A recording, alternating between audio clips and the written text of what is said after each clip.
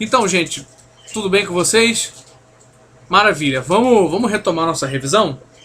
Vamos, porque agora o nosso assunto é a independência da África e da Ásia, tá? É uma aula de revisão, então eu vou dar um apanhado geral dessas dessas dessas aulas, tá? A gente está condensando aí 3 aulas em uma só e é para fazer uma revisão, tá? Você tem acesso a essas aulas também que já foram gravadas, estão lá, você pode assistir de novo.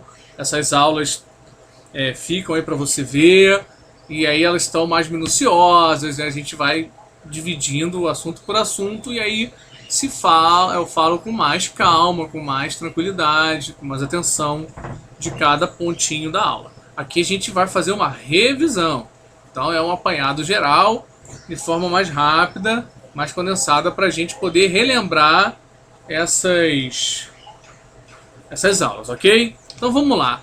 Primeiro, vamos contextualizar aí a situação da África. A África tinha passado pelo imperialismo, né? No século XIX, a Europa foi para a África para dominar, estava precisando de mercado consumidor e por conta da segunda revolução industrial, do aumento da capacidade produtiva, enfim, as nações europeias se voltaram para a África, para a dominação da África, né? Justificam isso pelo darwinismo social, que é uma grande, né, como é que eu vou dizer, deformação da teoria do Darwin. Darwin fala sobre as espécies animais, sobre você estar mais adaptado ao ambiente que você vive para sobreviver e coisa e tal. E eles pegam isso e fazem uma tentativa de justificar essa ação comparando raças, né? Que determinados critérios que eles utilizam, a raça é superior, outra é inferior e tal, e por isso umas teriam direito de dominação sobre outras, tá? Ou seja, não faz o menor sentido.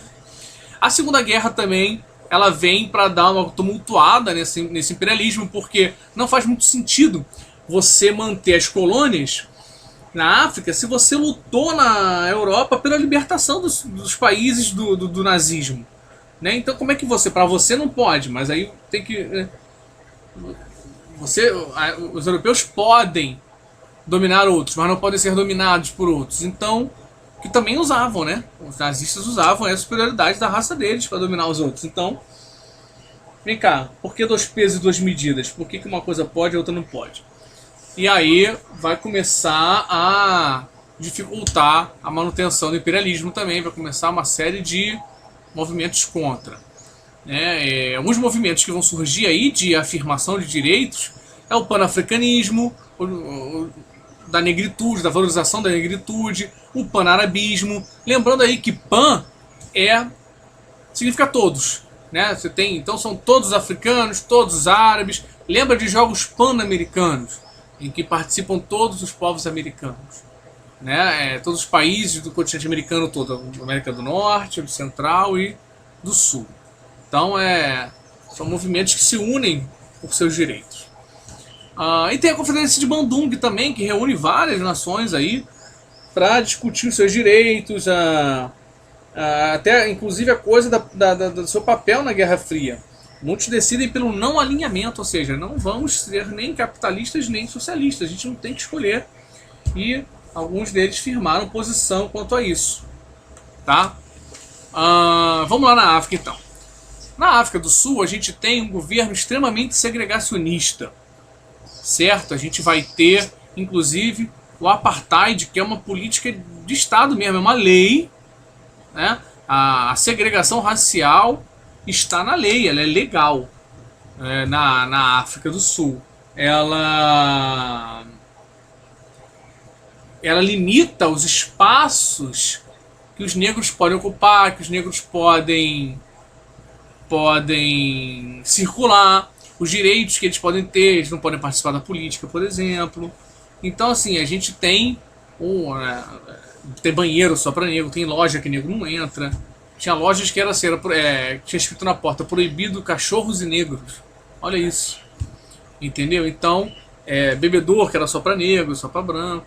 Então a gente tem uma série de limitações, né, de negações de direitos às populações dali, que são dali. Né? O negro é da África. Os outros que vieram e dominaram e ainda vão negar direitos a eles, é muito estranho isso, né? Enfim, seres humanos. Então, obviamente, com as mudanças da Segunda Guerra, começa a ter voz aí, uma resistência liderada pelo Mandela. Nelson Mandela vai liderar essa resistência, né?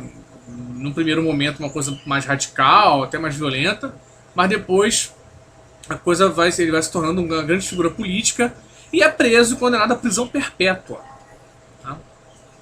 E Mandela fica preso mais de 30 anos, ou 30 anos, por aí, quase 30, assim, por volta de 30 anos ele fica preso, até que, por conta de uma pressão internacional, já no final dos anos 80, início do 90, a pressão aumenta muito sobre essa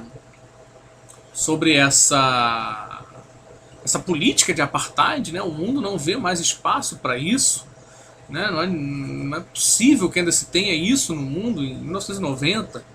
E aí a pressão internacional faz com que o governo da África do Sul, na figura do de Klerk, o Frederic de Klerk, ele assume o poder, vai acabar com o apartheid e vai libertar o Mandela. O Mandela, liberto, obviamente se torna a grande figura política da África do Sul, e nas eleições seguintes, já com participação dos negros, que finalmente também, por conta do fim do apartheid, puderam participar, né, puderam escolher o seu presidente, eles elegem o Mandela. Tá? E aí, né, como eu indiquei aí na aula passada, quer dizer, na aula passada não, na aula mesmo, quando eu dei essa aula, eu indiquei vários filmes e séries para vocês verem, né, sobre o Mandela e para vocês conhecerem mais a história do Mandela, que é muito legal, que é muito interessante, né? É uma das grandes figuras do século XX. Então, quando ele morreu aí, teve um funeral na África do Sul, foram vários líderes de vários países apareceram. Então ele é uma grande figura histórica, foi uma grande figura histórica, assim. Então, voltem lá na aula para ver as indicações e procurem ver, tá? Procurem conhecer mais. Tá? Essas indicações que eu dou são interessantes vocês procurarem. Tá? Então vamos lá. Angola e Moçambique, né? A África tem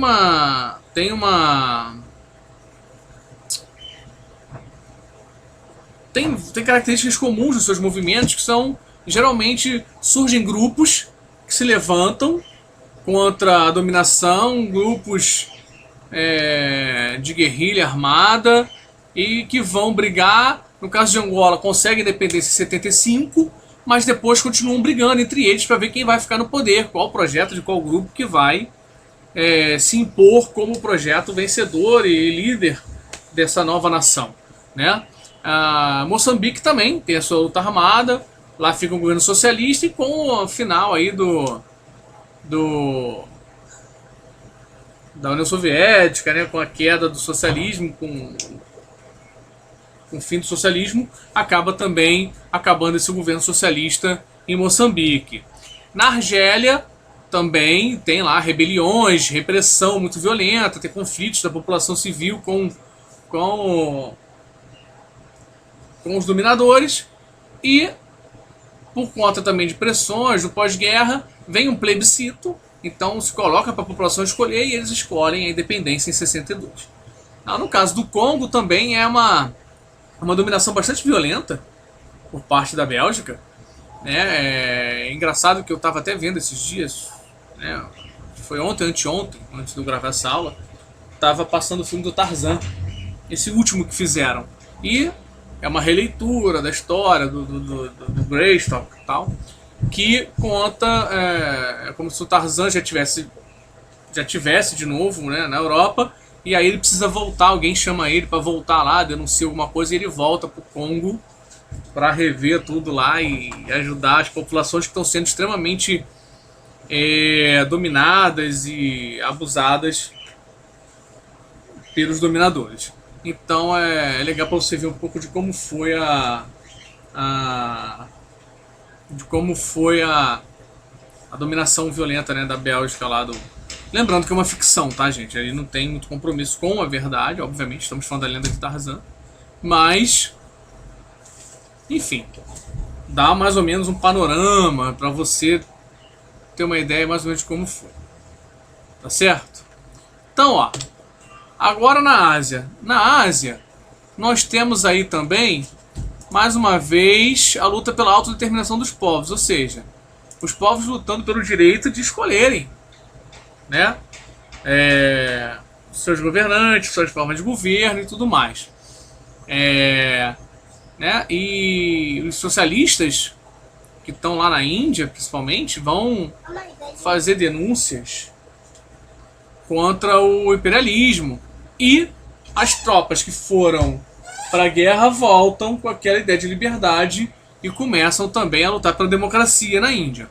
Mas a coisa mais bacana da Índia é o Mahatma Gandhi, né, do movimento de independência. O Mahatma Gandhi é um grande líder da resistência contra a dominação europeia, e ele vai pedir autonomia para a Índia, democracia, igualdade religiosa, modernização do Estado, e para isso ele vai atuar com uma desobediência civil, tá? É um movimento extremamente pacífico, em que as pessoas não faziam nenhum movimento violento, não faziam nada de violento, tá? Simplesmente não compravam o sal, coisas inglesas eles não compravam, resistiam de forma bastante pacífica, né, sentando no chão. É uma forma diferente que influenciou depois vários movimentos e ideologias depois, tá? Mas aí a Inglaterra acaba admitindo a independência e a Índia se divide em dois países, né, devido à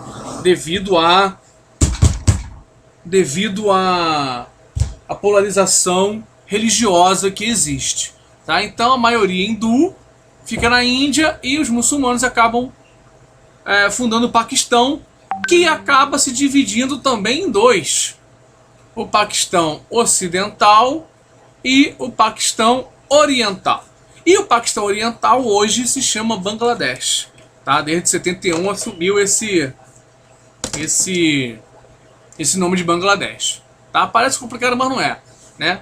A Índia, que era inglesa, se divide em dois e continua sendo a Índia, e surge o Paquistão. O Paquistão se divide em dois: Paquistão Ocidental e Oriental, e o Paquistão Oriental assume o nome de Bangladesh. Então hoje tem o Paquistão, não precisa mais se chamar de Ocidental porque só tem um, o Paquistão, e Bangladesh, tá?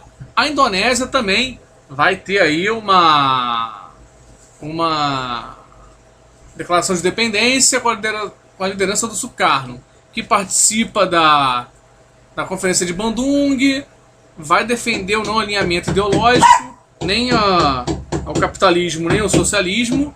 Gente, esse barulho é a obra, mas eu vou ter que continuar porque essa obra não vai parar. Então, mesmo que eu volte a gravar de novo, vai ter esse barulho aqui.